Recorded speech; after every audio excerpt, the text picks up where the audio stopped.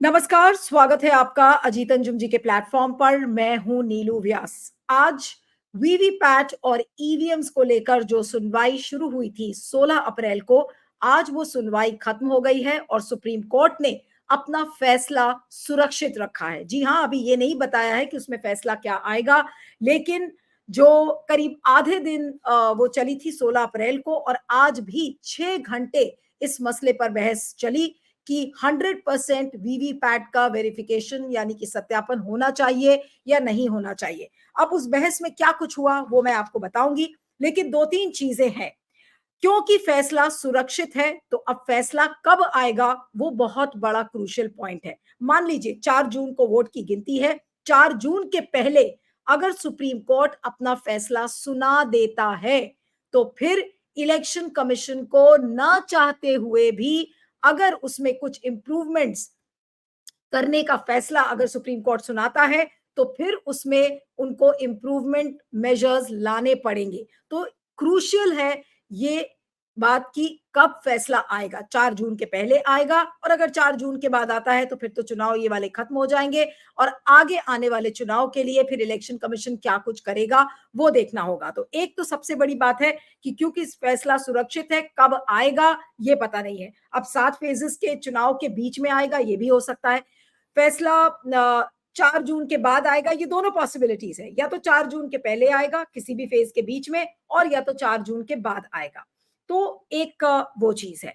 दूसरी, आज जो इलेक्शन कमीशन और जो यूनियन ऑफ इंडिया यानी कि जो सोलिसिटर जनरल तुषार मेहता का जो आज रवैया था, वो रवैया आज अपने आप में एक एक कहानी बयान करता है। और मैं इस बात को इसलिए कह रही हूं क्योंकि आज वो अड़ियल नजर आ रहे थे कोर्ट में। कोर्ट में आज अगर आप उनका एटीट्यूड देखें, तो वो इस तरीके के माइंडसेट को झलका रहे थे कि वो किसी भी इंप्रूवमेंट के लिए तैयार नहीं है। वो एक तरीके से ये कहने की कोशिश कर रहे थे कि जो हम कर रहे हैं वो सही है। बार बार इलेक्शन कमीशन ने ये कहा कि कोई भी मिसमैच ईवीएम और वीवीपैट में नहीं है, बावजूद इसके कि प्रशांत भूषण ने एग्जाम्पल के तौर पर कासरगोड जो केरला का है वहां पर एक मॉक पोल्स हुए थे, और उसमें उसको समझाया कि एक मिसमैच दिखा था ईवीएम और वीवीपैट के बीच में, और मनोरमा ऑनलाइन में उसकी खबर भी छपी थी। लेकिन इलेक्शन कमीशन ने कहा कि वो खबर गलत है। इलेक्शन कमीशन ने ये नहीं समझा ठीक कि उस पर वो कोई एक्सप्लेनेशन देते। कोर्ट ने भी उनसे नहीं पूछा, लेकिन ये मामला सामने आया। प्रशांत भूषण और ने उसको बताया कि कासरगोड में इस तरीके से मॉक पोल्स हुए थे जिसमें कि वीवीपैट और ईवीएम्स में मिसमैच का सामने आया था, लेकिन उसको एड्रेस नहीं किया गया, और ये खबर मनोरमा ऑनलाइन में थी जैसे मैंने बताया। तो जो मैं अड़ियल रवैये की बात कर रही हूं, आज आपको कई इंस्टेंसेस इस हियरिंग के दौरान आपको मैं बताऊंगी, जिससे आपको पता चलेगा कि इलेक्शन कमीशन ऐसा लगता है कि किसी भी इंप्रूवमेंट के लिए तैयार नहीं है। इलेक्शन कमीशन को लगता है कि जो वोटर्स हैं उनके कॉन्फिडेंस को बरकरार रखना ऐसा लगता है कि उनकी जिम्मेदारी नहीं है।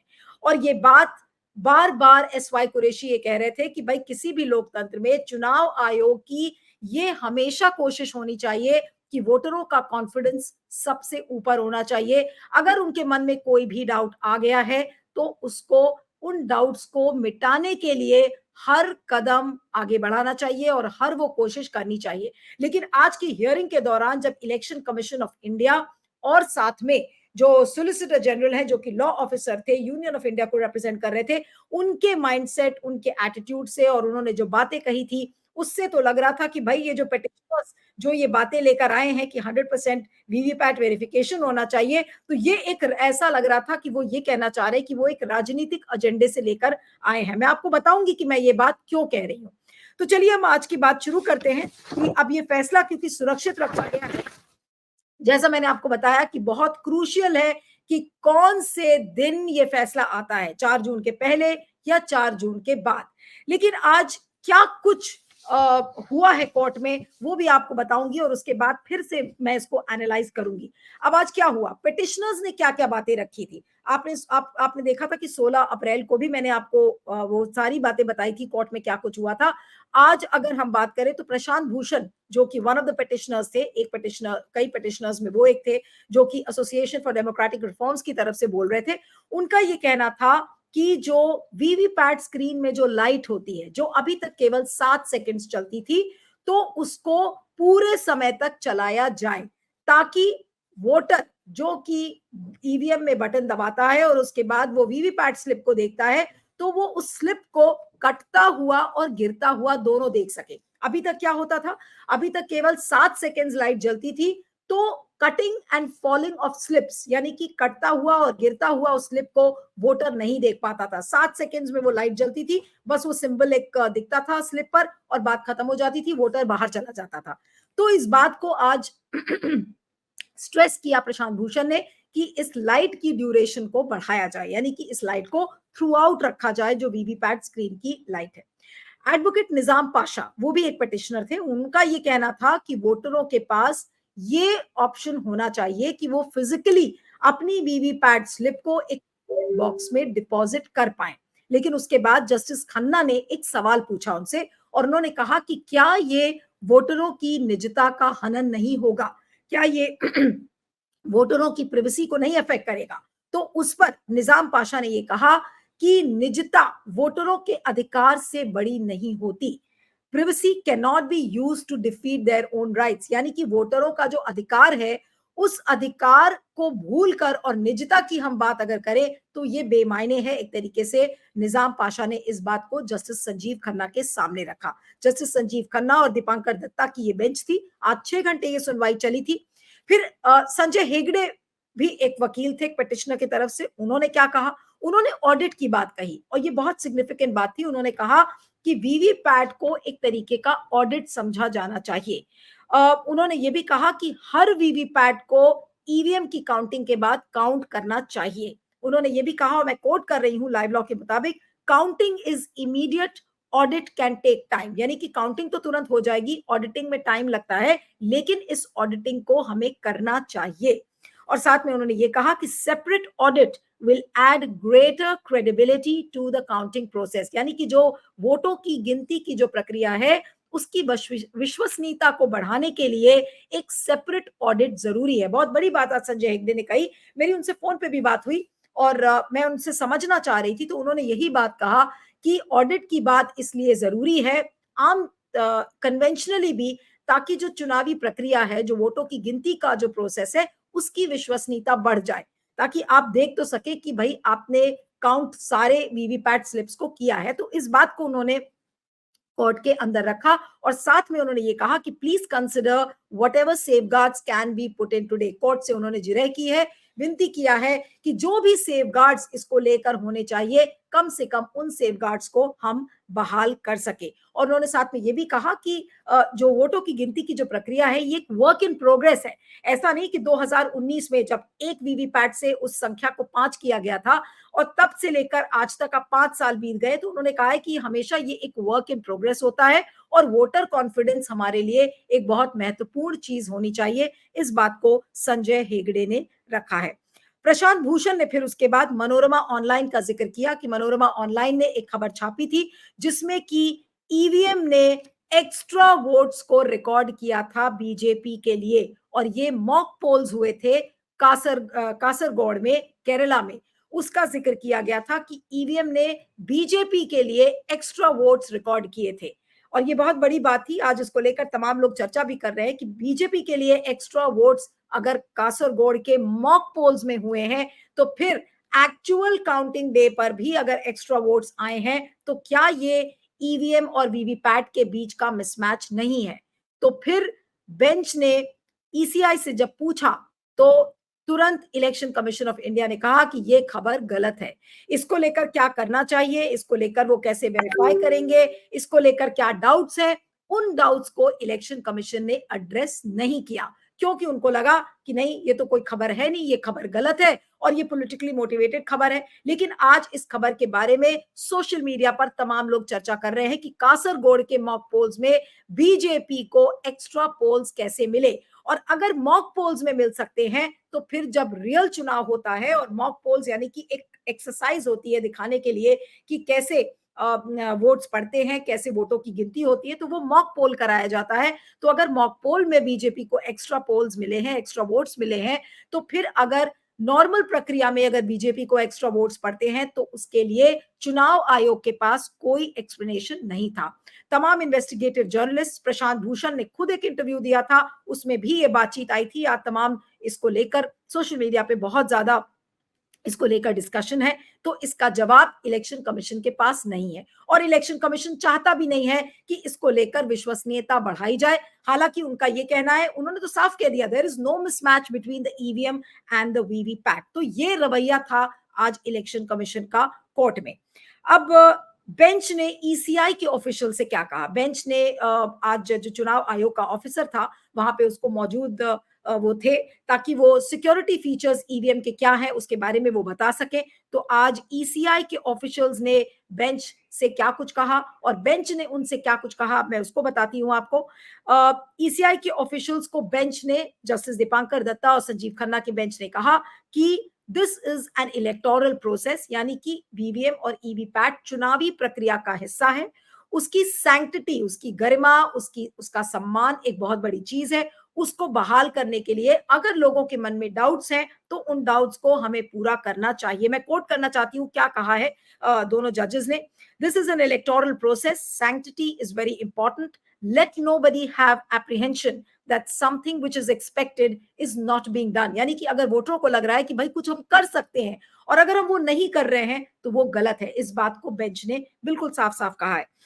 फिर इलेक्शन कमीशन ने क्या कहा? इलेक्शन कमीशन ने ये कहा, क्योंकि बेंच ने ये कहा कि चुनाव के एक हफ्ते पहले जब वीवीपैट की लोडिंग होती है कैंडिडेट्स के सामने, तो इस बात को लेकर ईसीआई के ऑफिशियल ने ये कहा कि 17 लाख वीवीपैट मशीन्स हैं, लेकिन जो मशीन का मैन्युफैक्चरर है उसको ये नहीं पता कि कौन सी मशीन किस कंस्टिट्यूएंसी में जा रही है और कौन सा बटन किस पार्टी को एलोकेट हो रहा है। ये अपनी सफाई में इलेक्शन कमीशन ने कहा है।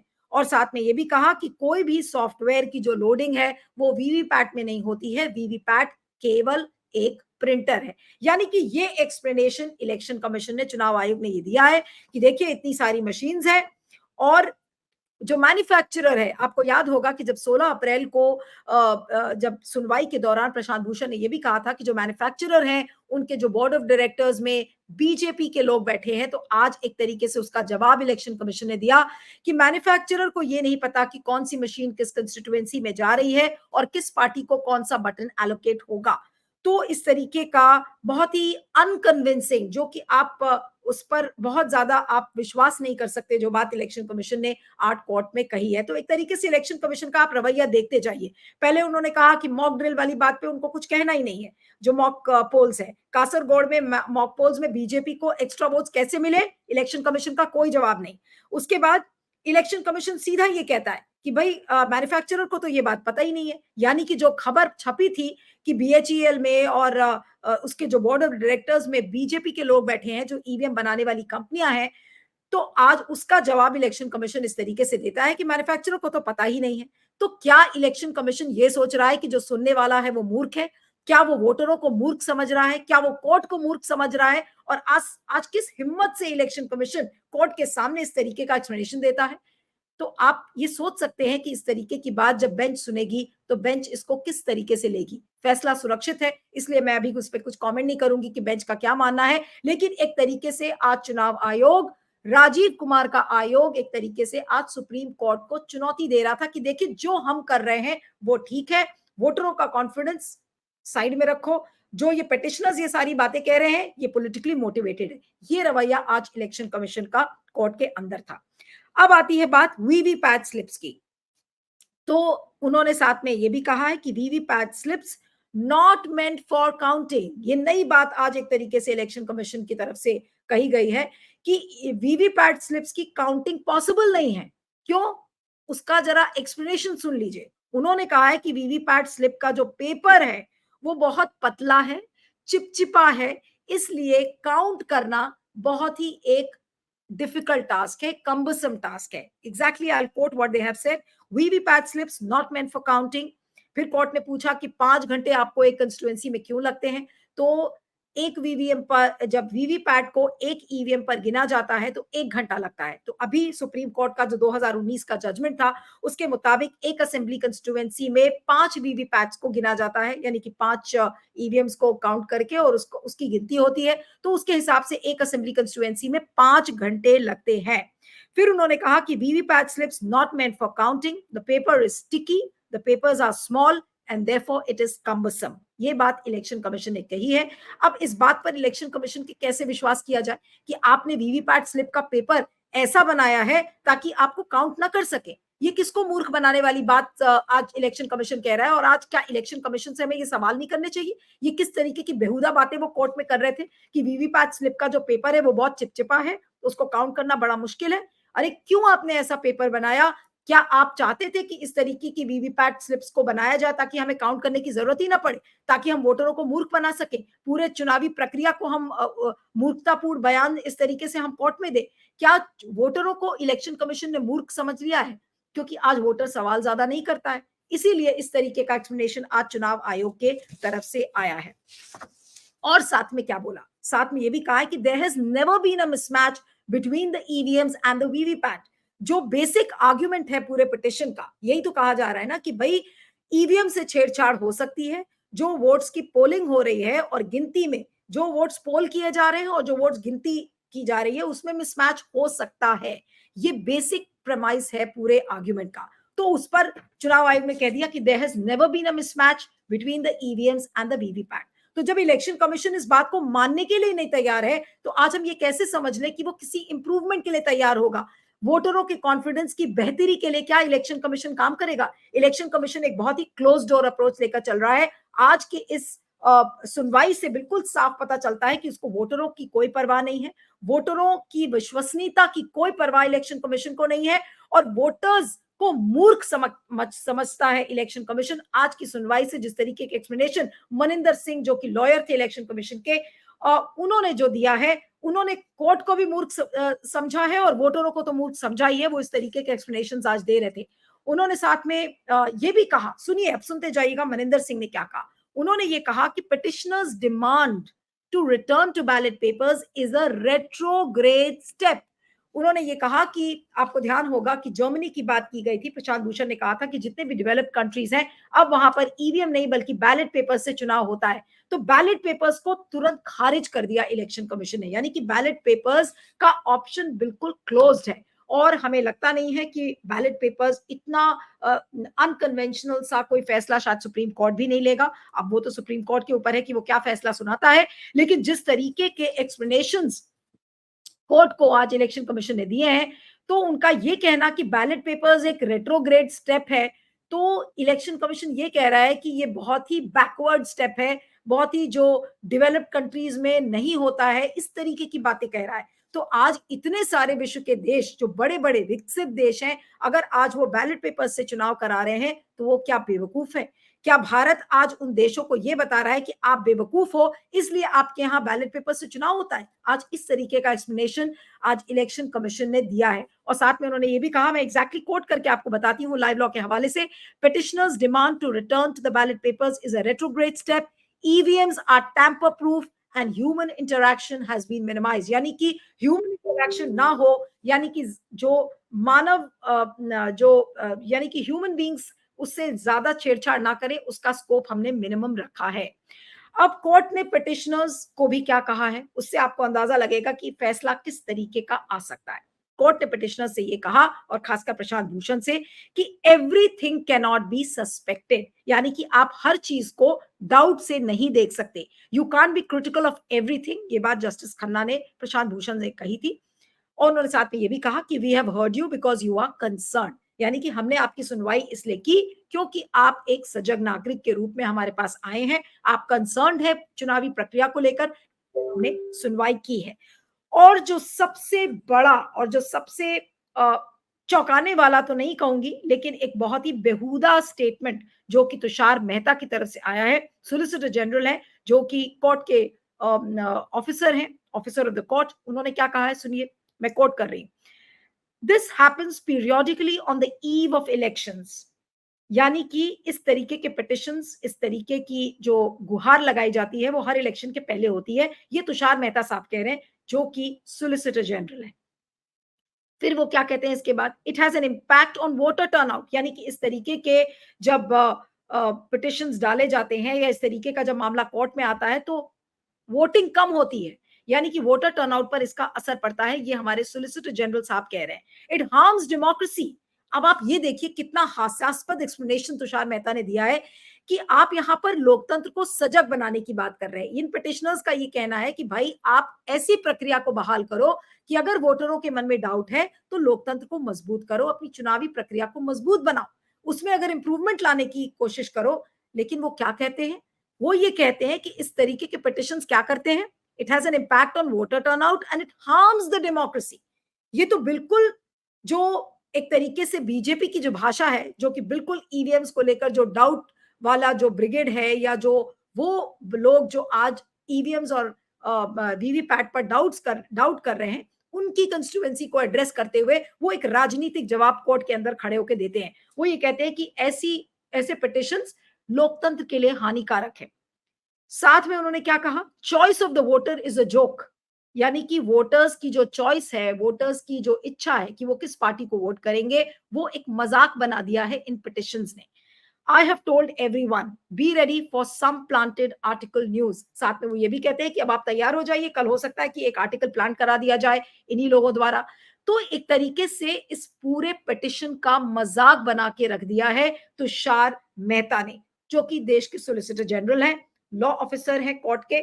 और उनका ये कहना है कि इस तरीके के पिटिशंस लोकतंत्र का मजाक बनाते हैं, लोकतंत्र को के लिए हानिकारक है, वोटर टर्नआउट इससे कम होगा। तो फिर आज सोलिसिटर जनरल क्या यूनियन ऑफ इंडिया की तरफ से, भारत की सरकार से की तरफ से आज वो कोर्ट को चेतावनी दे रहे हैं, कोर्ट को ये कह रहे हैं कि देखिए आपने इस तरीके का पिटिशन अगर एडमिट किया है तो फिर ये गलत पिटिशन है, ये लोकतंत्र के लिए हानिकारक है। आज एक तरफ ये पिटिशनर्स हैं, संजय हेगड़े, प्रशांत भूषण, संतोष पॉल तमाम जैसे जो निजाम पाशा जैसे लोग आज जो ये कह रहे हैं कि चुनावी प्रक्रिया को मजबूत किया जाए, उसमें इंप्रूवमेंट लाया जाए। वो ये नहीं कह रहे कि आप तुरंत सब कुछ ओवरटर्न करके बैलेट पेपर्स लाइए। 3 सुझाव दिए थे प्रशांत भूषण ने 16 तारीख को कि भाई या तो एक बैलेट पेपर हो सकता है, या तो एक वीवीपैट की 100% काउंटिंग हो और वीवीपैट स्लिप्स को बैलेट बॉक्स में वोटर ड्रॉप करे, और तीसरा ये कि जो ब्लैक बॉक्स हो गया है उसको ट्रांसलूसेंट बनाया जाए, उसको व्हाइट किया जाए, ट्रांसपेरेंट बनाया जाए। और आज भी उन्होंने इस बात को दोहराया कि जो लाइट 7 सेकंड्स के लिए चलती है उस लाइट को थ्रू आउट किया जाए। अब ये 3 सजेशंस अगर कोर्ट को दिए हैं, और अगर इस पिटिशन को तुषार मेहता ये कहते हैं कि ये तो पॉलिटिकली मोटिवेटेड है, लोकतंत्र के लिए हानिकारक है, तो फिर लोकतंत्र की समझ तुषार मेहता को कितनी है, ये मुझे समझ में नहीं आ रहा है। क्या वो चुनावी प्रक्रिया में नहीं बिलीव करते, या वो वोटरों को एक तरीके से चेतावनी दे रहे हैं कि देखिए जो हम कर रहे हैं वो सही है, जो भारत की सरकार जिस तरीके से चुनाव करा रही है वो सही है, इलेक्शन कमीशन जो कह रहा है उसकी बात को ही मानना है, इन पिटिशनर्स की बात नहीं मानना है। ये क्या है? ये वही रवैया है ना कि एक ही व्यू है, आप उसी की बात मानो, अगले व्यू की बात मत सोचो, उसको मत देखो, बिल्कुल आंखें बंद करो। ये रवैया था आज तुषार मेहता का। तो सवाल ये उठता है कि अगर इस तरीके की सुनवाई हुई है तो फैसला क्या आएगा? अब उस पर अगर हम अटकलें लगाएंगे तो बहुत कुछ हो सकता है। पूरी सुनवाई को देख के ये तो लग रहा है कि शायद बैलेट पेपर्स पर वापस हम ना जाएं, ये हो सकता है।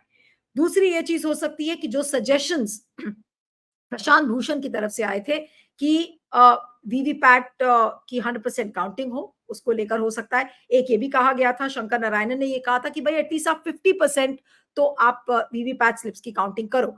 तो कोर्ट क्या करेगा, 50% काउंटिंग के लिए बोलेगा या 100% काउंटिंग के लिए बोलेगा? फिर सवाल आता है कि कब ये फैसला आएगा। 4 जून के पहले आएगा तो इलेक्शन कमीशन को झक मार के 50% वेरिफिकेशन या जो भी परसेंटेज ऑफ वेरिफिकेशन अलाउ किया जाता है कोर्ट की तरफ से, वो चुनाव आयोग को करना ही पड़ेगा।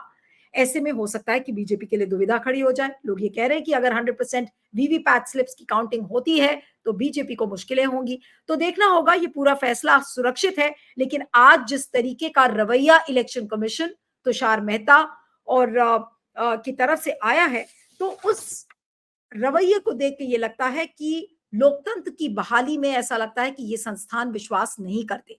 अब कोर्ट इस पर क्या संज्ञान लेगा, ये देखना होगा। फैसला कब आएगा ये बहुत महत्वपूर्ण है। मैंने आपको शुरू में भी कहा कि 4 जून के पहले आएगा या 4 जून के बाद आएगा, उसको लेकर बहुत सारी चीजें निर्भर करेंगी। लेकिन आज जो ईवीएम्स और वीवीपैट को लेकर इस इन पिटिशंस को, कई पिटिशंस थे जिनको फाइल किया गया था, कोर्ट ने उनकी सुनवाई तो की है, लेकिन कोर्ट अब फैसला क्या देगा उस पर भारत के लोकतंत्र का भविष्य निर्भर करेगा।